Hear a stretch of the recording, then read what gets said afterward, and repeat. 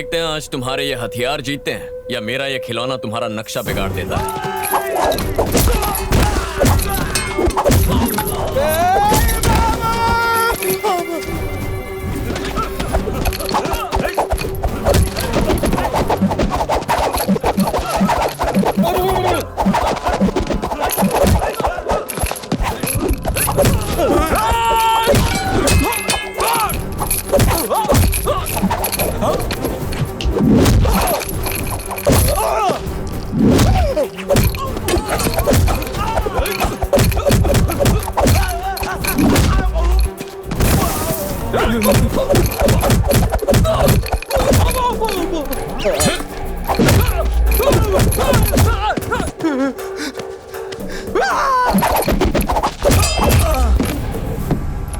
ए, सब अपनी अपनी शर्ट उतार कर बैठ जाओ।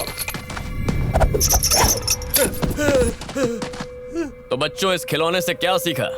हर खिलौना बच्चों के खेलने का नहीं होता। आप जैसा भोला भाला दिखने वाला आदमी भी कभी कभी खतरनाक हो सकता है। सेहत से तो गुंडे नहीं लगते हो। वैसे करते क्या? बल्ली ठाकुर क्या काम करते हैं? क्या मिलता है? 2 वक्त का खाना और 1000 रुपया रोज मिलता है? साल में एक बार। एक बात तो समझ में आ गई, तुम में से कोई भी ये काम करना नहीं चाहता, बस भूख की वजह से मजबूर हो। मैं तुम सबका बैंक अकाउंट खुलवाऊंगा और हर एक के खाते में 10 लाख डाल दूंगा। अपने परिवार की अच्छे से देखभाल करो और ईमानदारी का काम करो। आप महान हो। हम गुंडागर्दी नहीं करेंगे। आज से हम वही करेंगे जो आप कहेंगे।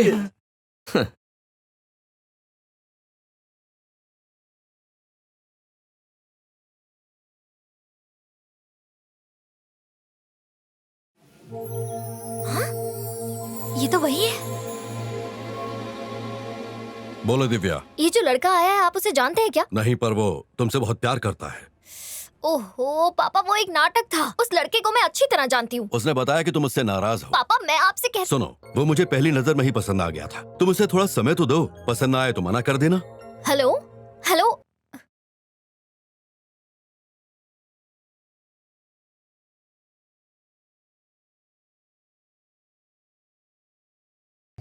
ये क्या नौटंकी चल रही है यहाँ? इसे उठा के बाहर फेंकने को कहा था, यहाँ ले आए। देखिए मालिक, हमें तो ये बहुत पसंद है। आप इसे ही दामाद बनाइए। बॉस, कूल अंकल जी। गुंडो, अंकल जी से अकेले में बात करनी है। मेरा सामान घर में रखवा दो। चलो। देखिए अंकल जी, मुझे भूपेंद्र ठाकुर ने नहीं भेजा है। मैं खुद दिव्या के लिए आया हूँ। आप मुझसे उम्र में बड़े हैं, इसीलिए इज्जत दे रहा हूँ। प्लीज बीच में मत आइए। तू जानता है मैं रुकिए कौन मामा हूँ? जी। लड़का मुझे पसंद भी तो आना चाहिए ना। मेरे मना करने पर खुद ही निकल जाएगा। आने दीजिए इसे। मेरी भांजी से दूर ही रहना। जी समझ गए।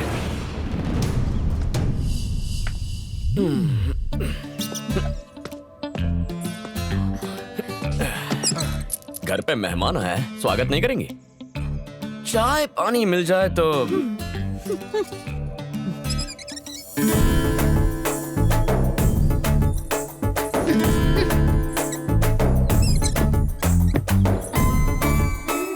ग्रीन आर्मी, तुम्हारे पिताजी को तो इम्प्रेस कर चुका हूँ, कुछ दिनों में तुम्हें भी कर दूंगा। क्या कहती हो?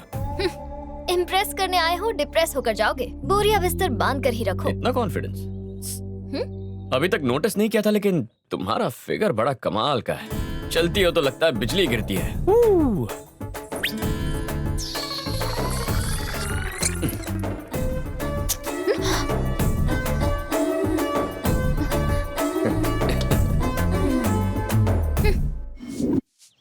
लो ये भी धो देना। मालकिन, आज शाम को मैं नहीं आ पाऊंगी। क्या कारण है? आज मैंने अपने पति के लिए व्रत रखा है। शाम को उनके साथ मुझे मंदिर जाना है। तेरा भाग्य अच्छा है कि कम से कम तेरा पति तो तेरे साथ है।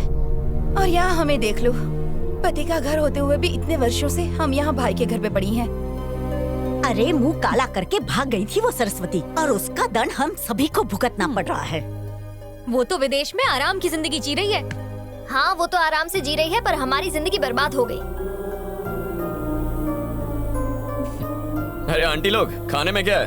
आज कुछ मीठा बनाया है या नहीं? नहीं तो कड़वे करेले बनाए हैं, डिब्बे में भरो और निकल लो। तुमसे पूछा क्या? जब से आया हूँ तब से देख रहा हूँ, आप सबका चेहरा इतना उतरा हुआ क्यों है? आप जैसी सुंदर पत्नियों को ठुकरा कर आपको नहीं, उन्हें रोना चाहिए। इनमें उनका कोई दोष नहीं है बेटा, ये तो उस मनहूस का साया है जो हम पर पड़ा है। आप चारों की यही इच्छा है कि अपने पतियों के घर जाना है, यही ना?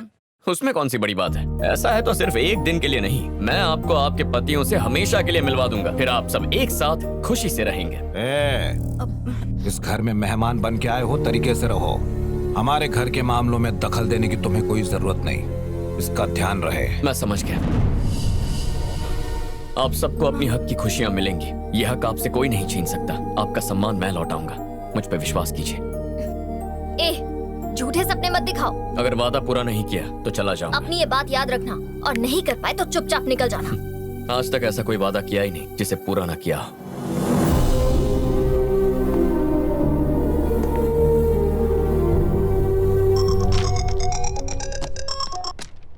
माँ, मैं यहाँ पहुँच गया हूँ और सबसे मिल भी चुका हूँ।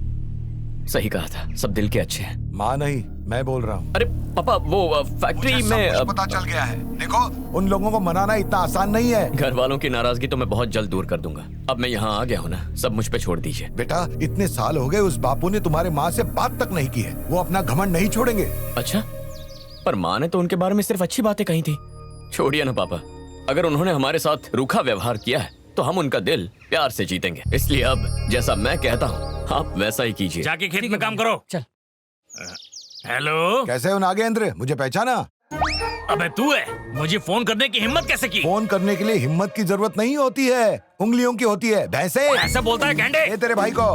भैया भैया भैया, वो लाइन पर है। कौन है? अरे वही जिसने फोन किया है। नाम तो बता। वो कुमार जो सरस्वती को भगा ले गया था। उसने क्यों फोन किया? अबे भगोड़े, मुझसे बचने के लिए 7 समंदर पार चला गया। आवाज नीचे। सबके दिन बदलते हैं, तेरा भी घमंड टूट जाएगा। तू क्या मेरे घमंड को तोड़ेगा? वैसे तेरी बेटी की शादी होगी नहीं, कोई आके उड़ा ले जाएगा। ओए, किसके अंदर हिम्मत ऐसा करने की? मेरे बेटे में, और किसमें? और अब तक मेरा बेटा तो वहाँ पहुँच भी गया होगा। तेरी आंखों के सामने वो उसे मंगलसूत्र पहनाएगा। रोक सकता है तो रोक ले, अभी समय है, नहीं तो पछताएगा तू। फिर ना तू इधर का रहेगा ना उधर का। ओए, उस समय तू मुझसे बच गया। अगर तेरे बेटे ने यहाँ आने की हिम्मत की तो उसके टुकड़े तेरे पास पार्सल करवा दूंगा। चल फट। ऐ सुनो। हाँ भैया। वो सरस्वती का बेटा यहाँ आया है। तुम्हें जिस पर भी शक हो उसके हाथ पैर बांधकर मेरे पास ले आओ। अभी लाता हूँ। क्या हुआ अंकल, इतना गुस्सा क्यों कर रहे हैं? किसका फोन? अरे, एक पुरानी बात है। ओह। तुम वो सब छोड़ो, चलो खाना खाते हैं। चलिए।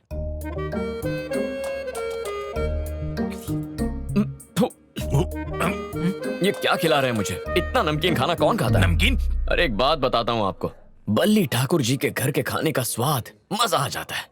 वैसे घर की महिलाएं जो खाना बनाती हैं, उसका स्वाद अलग ही होता है। आपको मैं कल का किस्सा बताता हूँ। वहाँ जो दाल बनी थी उसका स्वाद वो दाल तड़का जरूर मेरी पत्नी मीनाक्षी ने बनाया होगा, मजेदार था। अच्छा, वो आपकी पत्नी है? हाँ। और परसों पनीर बिरयानी किसी ने कितने कमाल की बनाई थी। अरे वो मेरी पत्नी ने बनाई होगी। तुम्हें पता है साक्षी हर तरह की बिरयानी बहुत बढ़िया बनाती है। पसंद कैसे नहीं आता? बिरयानी ही नहीं। चलिए ये सब तो ठीक है, लेकिन सासू माँ ने जो भिंडी मसाला बनाया था, मेरे तो देखते ही मुंह में पानी आ गया था। उन्हें यहाँ से भेज के गलती कर दी।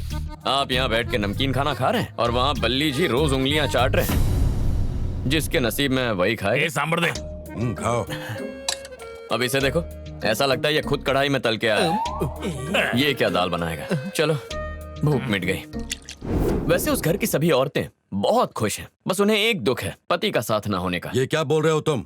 उस घर की तारीफें करना यहाँ बंद करो। दिव्या की नाराजगी दूर हुई? उसी कोशिश में लगा हुआ हूँ। तुम्हारे माता पिता शादी के लिए मान गए? हाँ मान गए। यहाँ आने की भी सोच तो उन्हें बुलाते क्यों नहीं? अरे कैसे बुला लूं अंकल जी, यहाँ का तो खाना भी ढंग का नहीं है और आपकी पत्नियाँ आपसे अलग रहती हैं। वो इस घर में आएंगे तो सबसे पहले यही पूछेंगे कि आप सब अलग क्यों रहते हैं। अरे छोटी सी बात के लिए इतने साल अलग रहना। अगर उन्होंने पूछा कि कल को दिव्या ने भी ऐसा ही किया तो मैं उन्हें क्या जवाब दूंगा? तो हमें क्या करना चाहिए? अपनी पत्नियों को वापस बुलाइए। यह बिल्कुल मुमकिन नहीं है।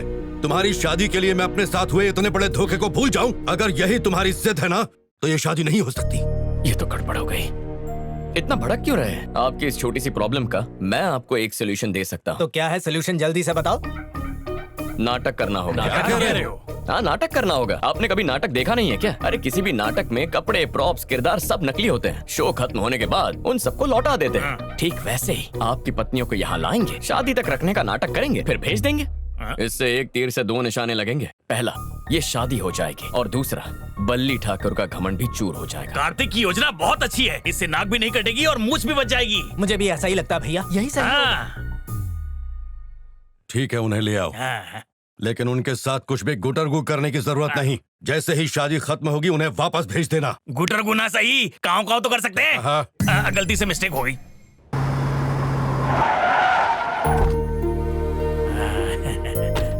ए, सुनो। हाँ भैया। कहाँ है? अपनी पत्नियों को आवाज दो।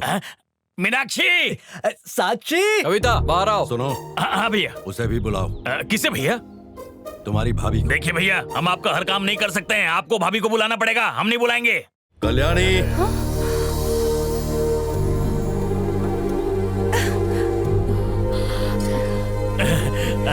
मीनू, मीनाक्षी।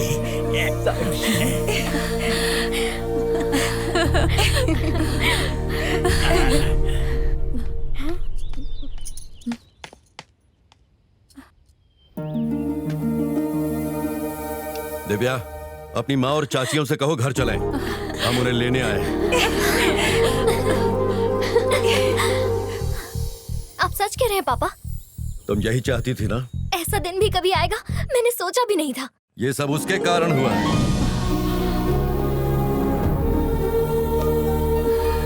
भूपेंद्र, वहीं रुको। ये सब तो हमारे साथ रहेंगी, पर तुम्हारी परछाई भी वहां नहीं पड़नी चाहिए, याद रखना। और मैं तुम्हें कभी माफ नहीं कर सकता। हमारे बीच ये जो नफरत की दीवार है, उसे कोई फरिश्ता भी आकर गिरा नहीं सकता। अपने जहन में ये बात अच्छी तरह बिठा लो। भैया, मुझे उसकी बातों का बुरा नहीं लगा। अगर तुम लोग खुश रहो तो मैं उसकी और भी कड़वी बातें सुनने के लिए तैयार हूँ। तुम मेरी फिक्र मत करो, मैं अपना ख्याल रख सकता हूँ। जिंदगी की नई शुरुआत करो, मेरा आशीर्वाद सदा तुम्हारे साथ है। चलो अब जाओ। अगर ये वार्तालाप खत्म हो गया हो तो क्या हम लोग घर जा सकते हैं?